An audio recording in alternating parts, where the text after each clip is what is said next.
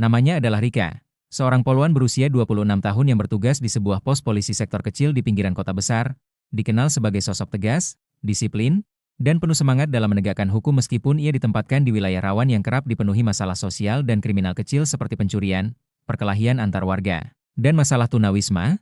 Rika selalu berusaha adil dan manusiawi dalam menjalankan tugasnya, termasuk kepada para pemulung, gelandangan, dan orang-orang miskin kota yang sering dianggap sebelah mata oleh masyarakat umum, termasuk seorang pemulung muda bernama Danu, yang usianya sekitar 22 tahun, yatim piatu sejak kecil, dan hidup dari mengais sampah, tinggal di gubuk reot dekat tempat pembuangan akhir, serta memiliki tubuh kurus, rambut panjang berantakan, dan tatapan kosong yang menyimpan dendam terhadap dunia yang tak pernah memberinya keadilan. Danu sering terlihat duduk di seberang kantor polisi tempat Rika bertugas, memperhatikan dari kejauhan dengan sorot mata yang tajam. Namun Rika yang tidak curiga hanya menganggapnya sebagai warga biasa yang butuh perlindungan. Suatu sore ketika Rika sedang patroli sendirian melewati lorong sempit di area kumuh, ia melihat Danu tengah dipukuli oleh dua preman yang menuduhnya mencuri botol plastik, dan dengan naluri kemanusiaannya, Rika segera turun tangan menyelamatkan Danu, memukul mundur preman-preman itu dan membawanya ke kantor untuk diobati, bahkan memberinya sedikit uang dan makanan hangat, sesuatu yang belum pernah diterima Danu dari siapapun seumur hidupnya, sehingga tumbuhlah benih rasa yang aneh dalam hatinya, antara kagum, cinta, dan obsesi terhadap sosok poluan itu yang menurutnya satu-satunya manusia baik di dunia ini. Namun di balik rasa itu, tersimpan trauma dan kegilaan yang lahir dari masa kecil penuh kekerasan dan kelaparan, membuat Danu percaya bahwa semua kebaikan pasti akan pergi, semua harapan pasti akan hilang, sehingga ia memutuskan untuk memiliki Rika dengan caranya sendiri, seburuk apapun.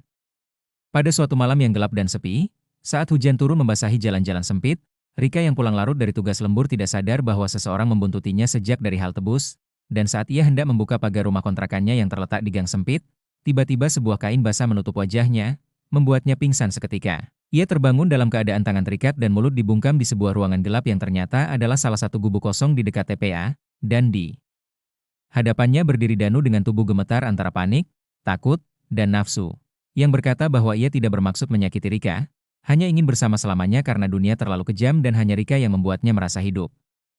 Rika mencoba menenangkannya, membujuk agar dilepaskan, tapi trauma dan sakit mental Danu membuatnya nekat, dan dalam ketakutan serta ketidakberdayaan, Rika dipaksa oleh Danu, dilecehkan dan diperkosa berkali-kali selama 2 malam berturut-turut dalam kondisi terikat dan lemah, hingga akhirnya ia berhasil melarikan diri ketika Danu lengah mencari makanan. Dengan luka dan pakaian robek, Rika lari menembus hujan dan sampai ke pos polisi, di mana rekan-rekannya terkejut melihat kondisinya dan segera membawanya ke rumah sakit serta memulai penyelidikan. Awalnya Rika ingin merahasiakan identitas pelaku karena campuran rasa trauma, malu, dan kasihan, namun tekanan batin yang berat serta hasil tes kehamilan yang menyatakan dirinya positif, membuat ia akhirnya membuka suara dan menyebutkan nama Danu sebagai pelaku. Kasus ini pun menjadi sorotan publik ketika tersebar di media sosial dan media nasional dengan judul mencengangkan. Poluan diperkosa dan dihamili pemulung, menuai berbagai reaksi, ada yang bersimpati dan mendukung, namun tidak sedikit yang mencibir, menyalahkan Rika karena dianggap terlalu baik dan lengah. Aparat gabungan kemudian menangkap Danu yang tidak melawan saat ditemukan di sebuah kolong jembatan, menangis sambil memeluk boneka lusuh yang katanya diberi Rika waktu kecil, sebuah ilusi dari pikirannya yang rusak. Di pengadilan, Danu menangis meminta maaf, mengatakan bahwa ia mencintai Rika, bukan ingin menyakitinya, sementara Rika hanya diam, menatap lurus dengan wajah tanpa ekspresi karena jiwanya telah remuk oleh kejadian itu.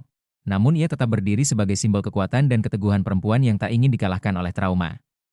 Rika memutuskan untuk tidak menggugurkan kandungannya, meskipun ia harus berhenti sementara dari tugas sebagai poluan karena tekanan mental dan fisik yang berat. Namun ia yakin bahwa bayi dalam kandungannya bukanlah musuhnya. Ia adalah korban sama seperti dirinya. Dan ia bertekad membesarkannya bukan dengan kebencian, tapi dengan cinta dan keberanian agar kelak sang anak tidak menjadi pelaku kekerasan seperti ayahnya, melainkan pembela kebenaran seperti ibunya. Kini, Rika tinggal di tempat baru, jauh dari hiruk-pikuk kota, hidup tenang bersama anaknya yang tumbuh sehat dan ceria. Sementara cerita hidupnya menjadi kisah viral yang menyadarkan banyak orang bahwa kekerasan seksual bisa menimpa siapa saja, bahkan pada perempuan sekuat dan setangguh seorang poluan. Dan bahwa kasih sayang tidak boleh menjadi dalih untuk merenggut hak dan tubuh orang lain, karena cinta sejati lahir dari penghormatan, bukan pemaksaan.